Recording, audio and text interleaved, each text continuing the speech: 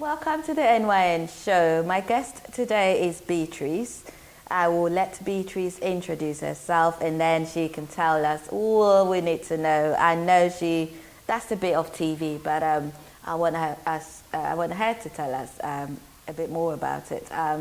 But before Beatrice comes on, can I ask you, if you're watching us, to please help us grow this new YouTube channel that hosts all the interviews we're doing by subscribing to the channel and also sharing the link with your friends and family for us, because we're hoping to inspire others through the power of storytelling. So Auntie Beatrice, welcome to the show.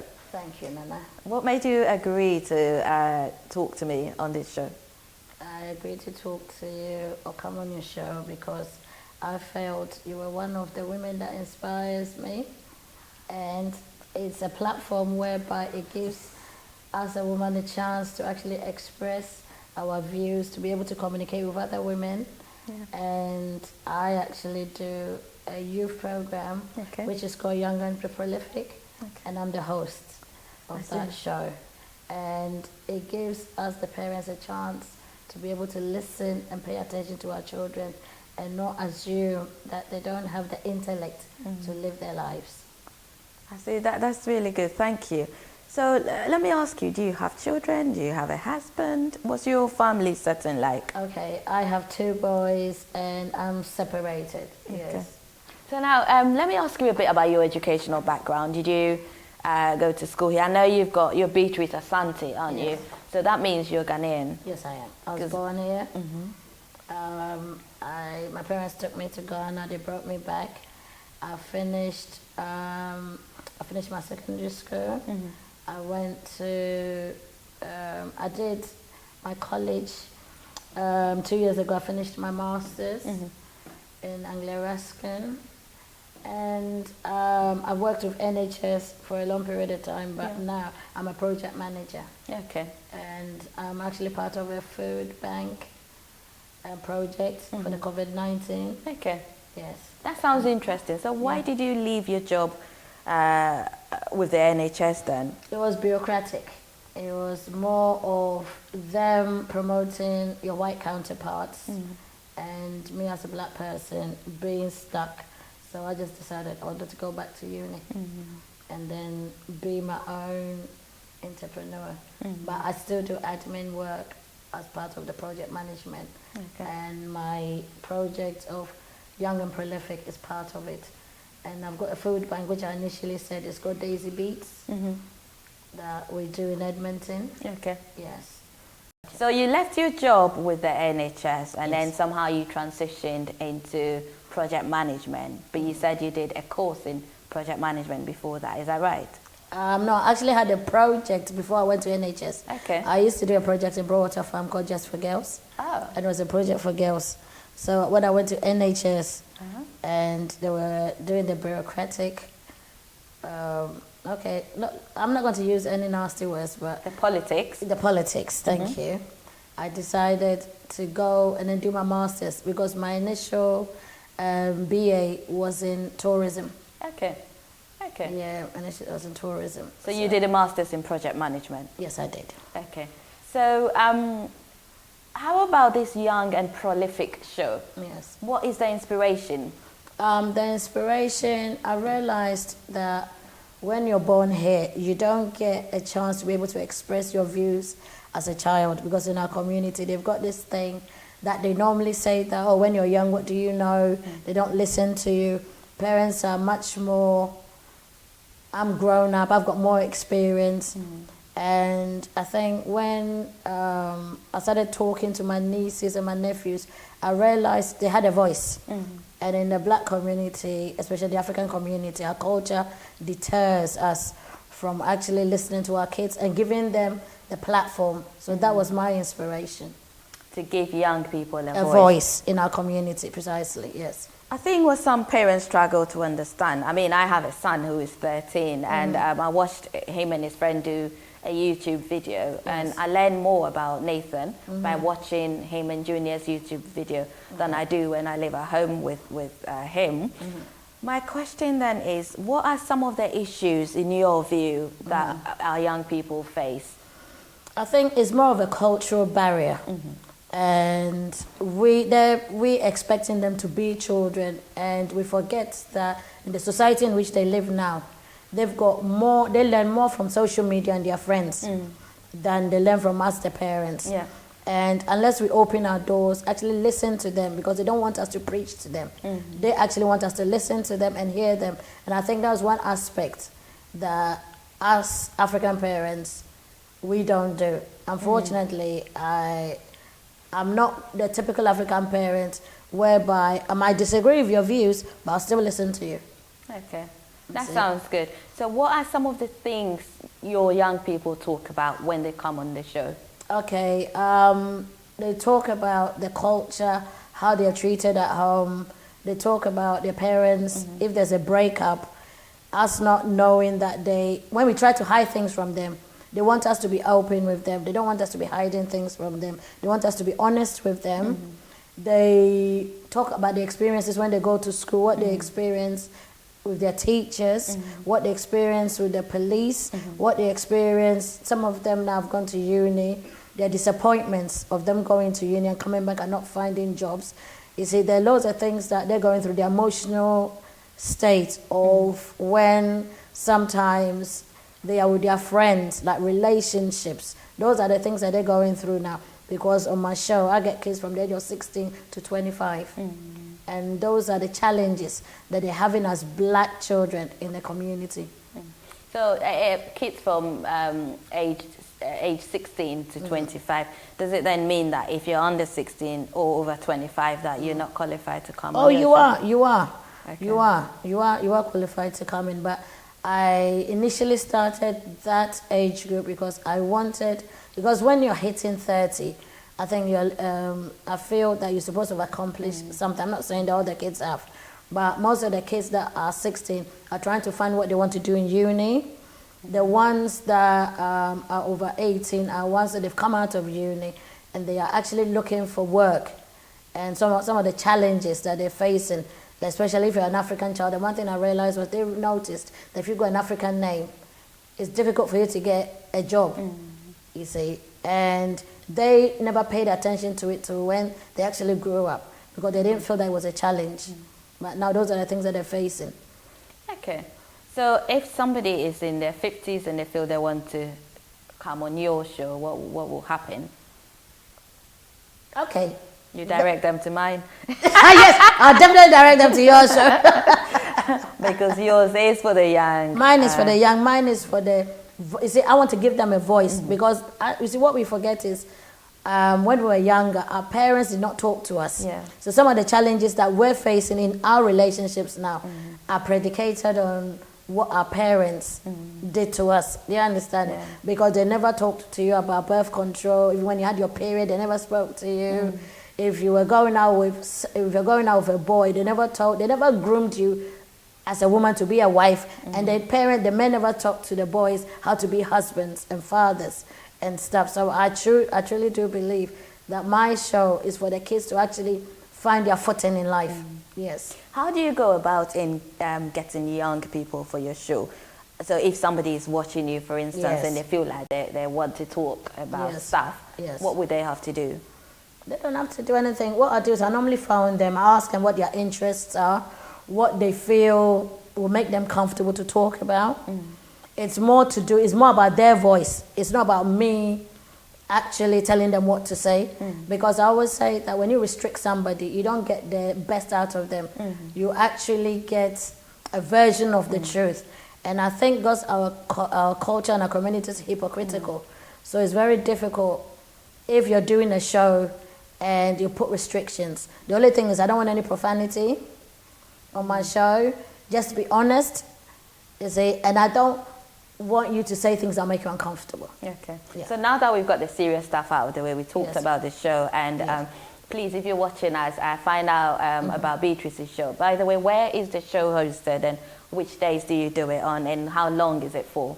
Okay, my show is done on Omega Live TV, and it's every 2 weeks on Friday. So it's like I did one show last Friday, so to be in 2 weeks' time. Okay. Yeah, on So Friday. Omega House TV is London based, and Yes. the show is every other week. Every other 2 weeks, isn't it? Yeah, it's every other week. So yeah, and it's in Wood Street. Yeah. it's in Wood Street. So if you're a young person and you're watching us and you've got something you want to get off your chest, or something you have that you feel will help other young people. And parents as well. Yes. And parents, you know, because I think that platform will help parents understand their young people. Precisely. And vice versa. Thank you for that. Now that we've got the serious stuff out of the way, let's talk about men. Okay. You know, tell me a bit more about your ex-partner, because you're separated now, aren't you? Yes. Where is he from? What's his background? He's Nigerian, yes. Oh, Nigerian. Yes, and you've got Ghanaian background. Yes. You've been there then, I guess. Definitely, What does it feel like to have been there? What was it like when you were there? Apparently Nigerians are loaded more than Ghanaian men down below. Well, How true is that? so far, yes. I can testify to that. Yes, go Okay, on. you can testify to that. Thank you. Yes. So before him, obviously you dated Yes. Ghanaian, and after him, I'm hoping that you've dated somebody. Yeah. Have you? Yes. Yes or no? Yes, I ain't even gonna lie. I don't see what the point is. Yes. But then if you compare the two, you will Yes. still... Yeah, if I compare the two. The two in nationalities, not the men, because obviously Okay. I don't know how many. Yeah. Okay, I think so far there's only one guy that is a Ghanaian that's fully loaded, but apart from my Nigerians, the other ones are slim pickings, yes. Yes. What caused the separation? Can we talk about it? He cheated, yes, and Okay. yes, and then I threw him out, and then that was the end of the story. So with everything you've got behind Yes. you, sadly you can't see how she's loaded. He still cheated. Yes. Why? Why do you think men cheat? I think when we got together, I was 18. Okay. So sometimes when you grow up, you grow apart. And I think he was having challenges in his own personality. I don't know. Yeah. What would you say about Nigerian men in comparison to Ghanaian men? Apart from the down below bit that you've said, I mean, I haven't been there, so I can't really comment on that. But I'm intrigued. Who knows where I'll end up next time? I know. But you know, apart from that, what's the comparison like? What would you say about that experience, having been with a Nigerian in comparison to a Ghanaian? Okay, with the Nigerian men, they are more supportive. Okay. They actually push you, and I think, and not even I think, I know when we broke up, he still continues to take care of his children. He still supports his children, even as grown as they are. He's always there for them. He didn't go and not look back. He encourages them. He supports them. And I think that is one aspect that I always say, that when a father leaves, don't think that the fact that you've left the woman, the child has to be a casualty of your relationship. That I don't support. And I say that to the women as well, because women always feel, I'm going to punish that man for him leaving me. But it's not about you. The thing is, the fact that your relationship didn't work, I don't feel has to have an impact on your children. Because you made a decision to have the children with the man. So I feel the children should not suffer the consequences because you feel that the man has hurt you. Would you consider dating a Nigerian again? Yes. Okay. Why? I get along with them. Okay.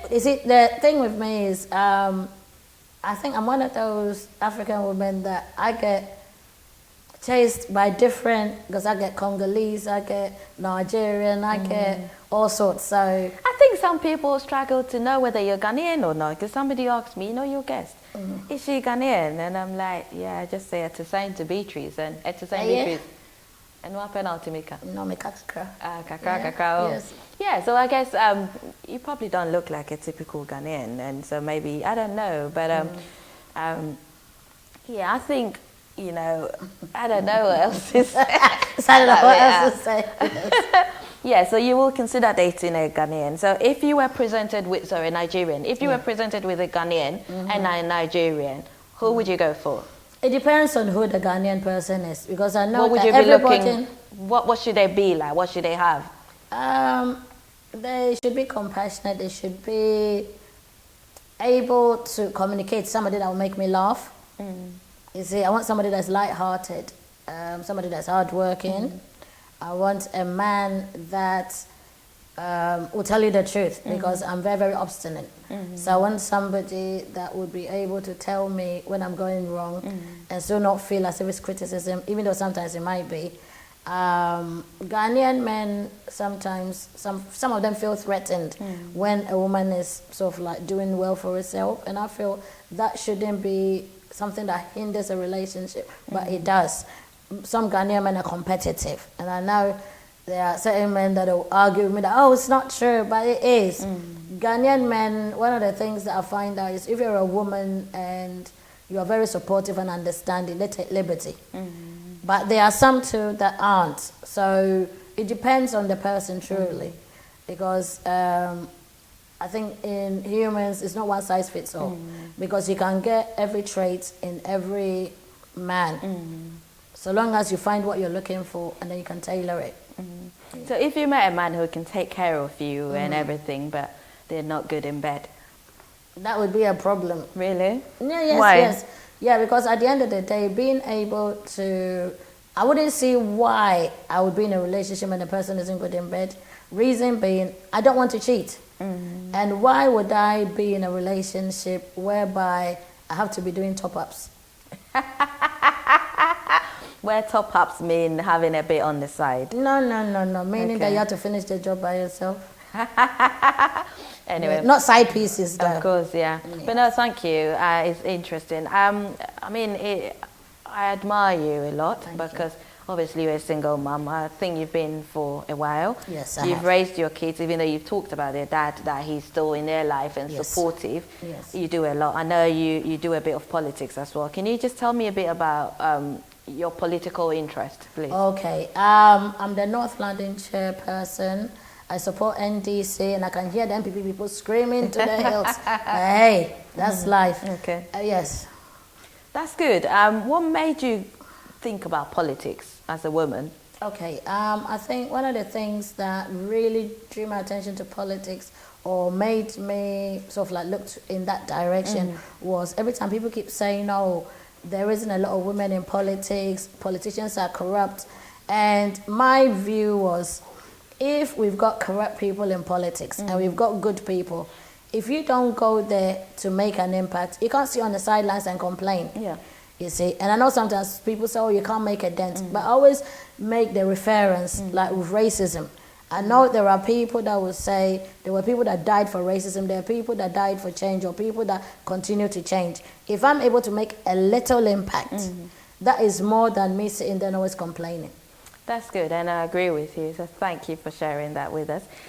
Just bringing our chat to a close, I like to ask people about their values, you know, what guides you in life? Do you have any values you live by? Yes, I live by, my values are principles, being honest, being fair, making sure that you don't treat somebody the way you don't want to be treated, being able to support each other, regardless. You see, because the life that we live, I always say that as humans, we're not perfect. Yeah. We are, you see, everybody's experiences molds them. Yeah. And my principle is I would not judge you. I'll treat you fairly. But if you come at me sideways, I'm coming for you. I see. Yes. Excellent. So that brings me to this short quiz I do sometimes with people then. Yes. Having been with Nigerian, presumably you've eaten lots of Nigerian jollof rice. If you had to pick Nigerian jollof rice over Ghanaian, I mean, if you were presented with Nigerian jollof rice or Ghanaian jollof rice, which one would you go for? Definitely Ghanaian. Okay. No contest. All right. Yes. If it was down below, then you pick Nigerian. Hey, no contest If it was either. a sausage. Hey, yes, you know what I'm going for. Thank you for sharing that with us. That's interesting. What are the key takeaways you want people to have from this conversation? What do you want them to remember from this chat? Okay, what I want people to take away is in life, no matter how you start, that isn't the end. You can always change down the line. You can always look at what somebody does and then you can pull from it. Never let your desires or your aspirations go on the wayside because you feel, I can't achieve it. Achievements are not based on somebody's milestone. It's only based on yours. Whatever you want to do in life, never feel that you can't do. You would always have setbacks, that's life, but always persevere. Okay. from this stuff. And then women, you are stronger than you feel, because I've found my aunties, all the women before me, they have struggled, they have done their best, and they have raised formidable children. So I always tell every woman, your inner strength is what you go for. You don't always look at somebody, and never use somebody's milestone as your milestone. Because if somebody's achieved it, don't ever feel that, oh, if that person has achieved it, I'm better than that person. No. And everybody's in a queue. Okay. When it gets to your turn, you get to your end as well. Thank you. Thank you very much, Beatrice. So my last question is, if somebody wants to get hold of you, Yes. to even ask about your show, The Young and Prolific on Omega House TV, or they just want to talk about issues, how would they get hold of you? You can email me, or you can call me. And my email is ebimi, that is AEBIMI @AOL.com. And my phone number is 07903 494 681. Okay. We'll put Beatrice's contact details on the screen, and also just come through us, Yes, NYN Show. You've got the phone number, Precisely. and then you've got the emails, and then we will connect you to Beatrice. But thank you very much. Is there anything else you want to bring up before we wrap up? All I'll say is, in life, be respectful, love each other. The people that you hate, if you don't want them, just cut them out. Don't pretend. Just be yourself, and you live long. On that note, Beatrice, thank you very much for sharing your story with us. You've been watching Beatrice Asante, Prolific Bea, she's also known as. She hosts a show on Omega House TV on Fridays every other week, as she said. So do link up with her, do connect with her, and do check in and see what she does. And thank you once again for watching the show. If this excites you and you want to share your story with us, or you know somebody who has a beautiful, inspiring story, then please do connect them or link them up with us. But what I would like to ask you is for your support in helping to grow this show. So if you're watching us and you haven't already subscribed, please hit the subscribe button. And then just share the link with your friends. So thank you, and we hope to see you again on the next show. Bye-bye.